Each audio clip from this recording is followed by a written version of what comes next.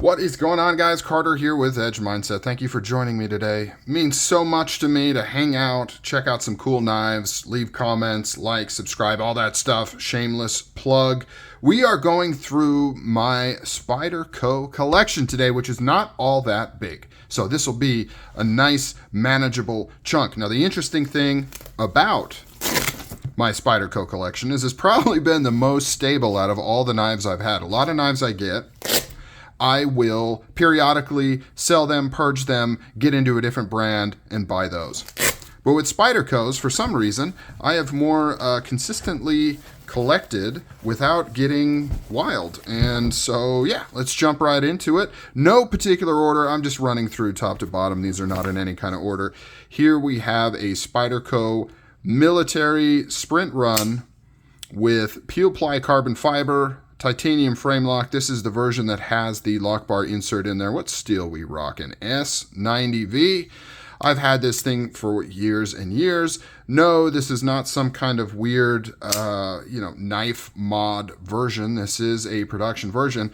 There was a time when they did frame lock versions of the military, and as you can see, still tip down, right? Still tip down. It took us so long to get tip up carry on the military line.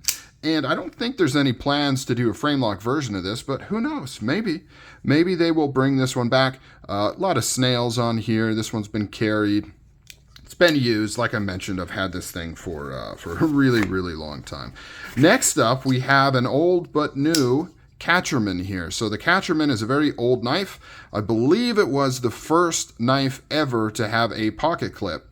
Yes, Spyderco invented the pocket clip. As I understand it, they invented the pocket clip. Now, maybe there's some obscure knife that kind of had a belt clip or something, but as we defined pocket clip, this is the first one, or at least Spyderco invented the first one. Maybe this isn't the first Spyderco to have the pocket clip, but as you can see, it originally was all molded one piece into the handle, which was problematic because if this ever broke, you couldn't replace it, right? You just couldn't carry the knife in the pocket. Now, this is not an original catcherman. This is a sprint run, a recent sprint run that they did a couple years ago, maybe a year ago, something like that, that kind of brought this guy back. But very, very cool, very long blade in wonderful LC200N steel, basically, essentially rust-proof. Plastic handles, black coated lock bar. This thing is meant for the sea, right? That's the whole idea here. Is it's meant to be very corrosive resistant, and it's meant to be a very thin fillet style blade on here. So kind of cool, kind of a cool piece. Next we have Manix. Manix 2 right here. I have Flytanium titanium scales. I've got the Flytanium titanium cage. I've put a silicone carbide ball in there, which you can't actually see on this version. This is just the standard S30V DLC coated blade. Just very cool, all around classic knife with a very unique locking mechanism. Out of all the Spydercos that I have, I probably carry this one the most recently. But subject to change. I've got so many knives, it's hard to say I carry anything all that often, right? I've got so many to choose from. Here's another interesting sprint run. So this is a Phoenix from Spyderco. I almost said from Spyderco. These are all Spydercos. Once again, similar to the Catchman, this is a fairly recent sprint run and a revival of a knife that was produced back in the early 2000s. I actually had one of these original versions. It was, at the time, the most expensive knife I had ever bought. And in fact, I believe the original version of this was the most expensive knife that Spyderco had ever produced. And I've got a full video on this knife. Go check it out if you want more details. But I kind of ran the numbers with inflation. And this was more expensive when it came out over 10 years ago than when they did the sprint run recently. I don't know why. I don't know if, this is made in Japan, VG10.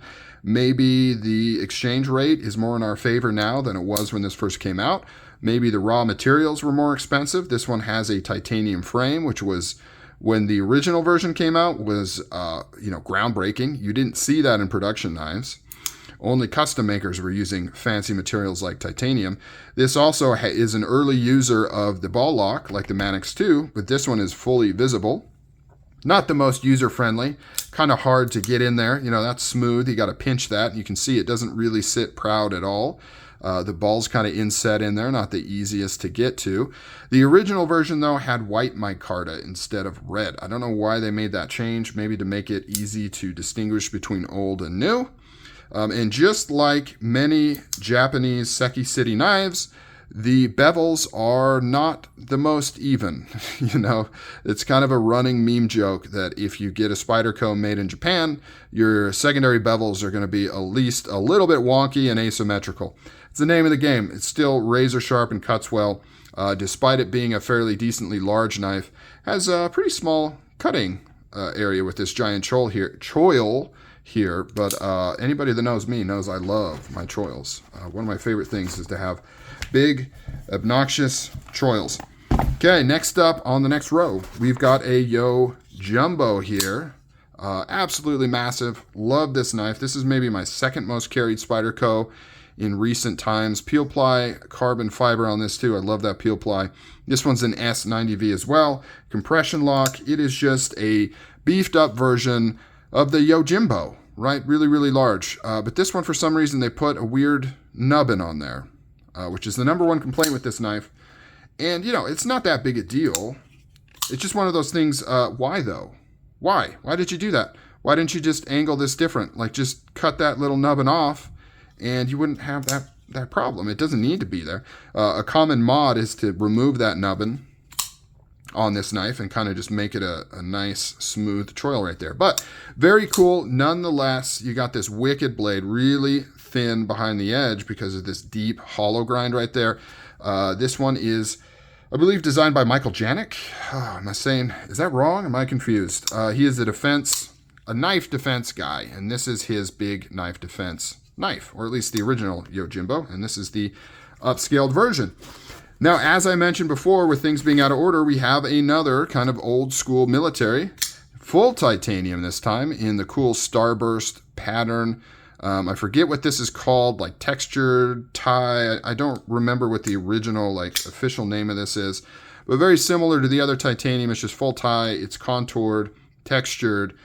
This one is in just S30V. So this was kind of I don't think this was a sprint run. I think this was kind of just a regular offering, like a souped up military with the full titanium.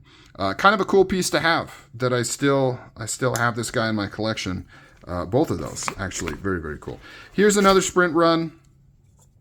We have an Endura, which is the large. In fact, this is the Endura, not this knife, but the Endura model is the first quote-unquote real knife that I bought when I first started getting into folders. I paid way too much at a sporting goods store for a plain black Endura with a satin blade. So it's cool to have one in my collection again. This one is Micromelt PD1 on the steel with the DLC coating, Seki City, Japan. This one actually has pretty even bevels. This side's a little bit wider, but at least they're consistent. Pretty good. In fact, in some of the videos where I showed this one off, unboxing or whatever, people specifically commented how I got a good specimen on the bevels. You know, they really sharpened this one up good. You can see how these handles get pretty gross. Like, I have not extensively carried this thing, but these Endura plastic injected molded handles, they just get crud like all over them. It's pretty nasty. Lock back. Big knife, almost a 4-inch blade. Very cool to have, you know. Lock back, they always have like a little bit of wiggle, but pretty solid compared to most companies that do lock backs, except for, of course, the Triad lock. Now we're already on the last row. This is it. I told you guys, I don't have that many. And I already realized that I'm missing one. So this is my Shaman right here in M4 Sprint Run with the brown micarta, contoured scales. Really, really cool. Some people call it the, what do they call it? The Spyderco. The Spyderco, because it looks so similar to like a Strider. And then other people will vehemently argue against that and say it looks nothing like a Strider. And it's like, okay, cool. But yeah, very cool knife. Man, these Spydercos are difficult to get centered. If you take them apart, centering Spydercos is like an artistic and engineering skill in and of itself to get those things centered again. And then they tend to go off-centered. So here we have, finally, tip-up carry on a military. This is the crew Carta, so crew wear with the canvas micarta scales on here. This one's a little bit different than the regular production because the liners are not nested like they normally would be on this particular version. I think it had something to do with the fragility of the scales. They didn't want to thin it out that much or something like that. Case in point, though, I had this centered at one point, and now it is not centered again. But that's kind of how it goes. Doesn't cause any problems, but it's just one of those funny kind of Spyderco things that you have to deal with. So, not technically the last one. Here we have a Paramilitary 2. This one is in crew wear as well. It was a sprint run. I forget the original scales on this one, maybe blurple or purple or something like that.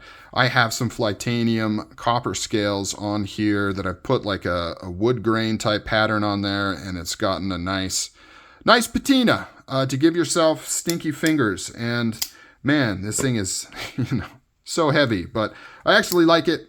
I've had these scales for a very long time. I tried to do a shipwreck on them and kind of seal them up, and I just didn't like them, and I threw them in a drawer for probably 2 or 3 years, and then I pulled them out maybe 6 months ago or something like that, and reworked them and remounted them, and pretty happy with it right now. Let me go grab the very last Spyderco, and then we can wrap this up. Unfortunately, nothing too special. We just have another Paramilitary 2. I think this is another sprint run, yep, in S110V, and I've slapped on some contoured black micarta scales to kind of give it a little bit of a pop, make it carry a little bit better, which is why I had to go grab it, because this is in my current carry rotation as of right now, even though I don't think I've actually put it in my pocket that much. I don't know if you guys do the same thing, those of you that have a big knife collection. I usually go through, every month or every other month, and I grab a bunch and throw it into my closet, and then those knives will be my kind of rotation to carry or even just admire knives. And then I rotate them out again later. So, all right, that's it. This is all my Spydercos that I have in my collection. Like I said, it's a pretty modest collection, but it's probably the most stable collection of all my knives I've had. I don't really sell Spydercos. I just slowly pick them up every once in a while. This is really how you should be doing collecting. And I think it's because I appreciate Spydercos, but I'm not obsessed with Spydercos, so I don't get all crazy and like get this and get that and get that. And then I realize, oh crap, I've got too many. I got to sell some, and I'm going to go over here and do that. So this is the most sane collection I have is my Spydercos. Comment down below. What do you think? Did any of these catch your eye? Do you think any of these are cool? I want to hear from you. Until the next video, you guys take care.